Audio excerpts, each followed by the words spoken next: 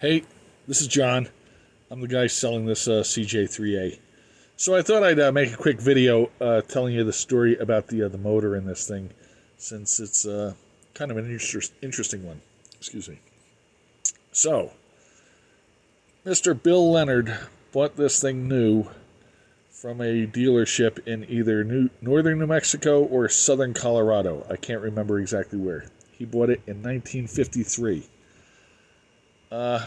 He drove the vehicle around the Sacramento Mountains along with his family. He was a park ranger up there for the Forest Service. So this vehicle sort of noodled around the forest for a while. At some point in the mid to early 70s, his son at that time thought he was doing Dad a favor and went out and changed the coolant in the vehicle. And what he did was he wound up putting just water in. Subsequently, the engine block cracked at that time.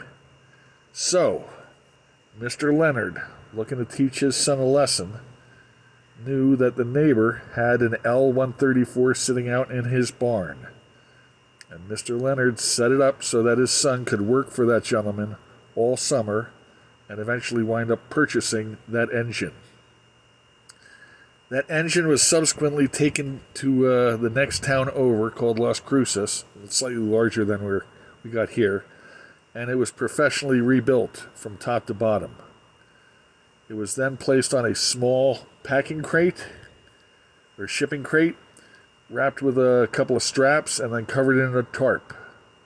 That engine then lived in the back of this Jeep for the next 40 years, never to be installed.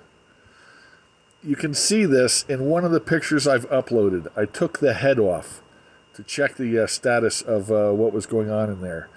And you can see brand new pistons and brand new valves. And it's my understanding in talking with Mr. Leonard that there were also brand new bearings put in, I guess, in all the main journals and all of that. Now, what I did was I noticed that some of the seals had dried. So I went ahead and replaced the front and rear main seal, as well as the gaskets for the timing gears, the valve cover gasket, and the oil pan gasket all got replaced, as well as the head gasket. So the engine is super tight and essentially brand new. It's got 197 miles on it. I changed the oil at 15 miles just because of the whole idea of, filings and microparticles as a result of the machining process. That probably didn't need to happen.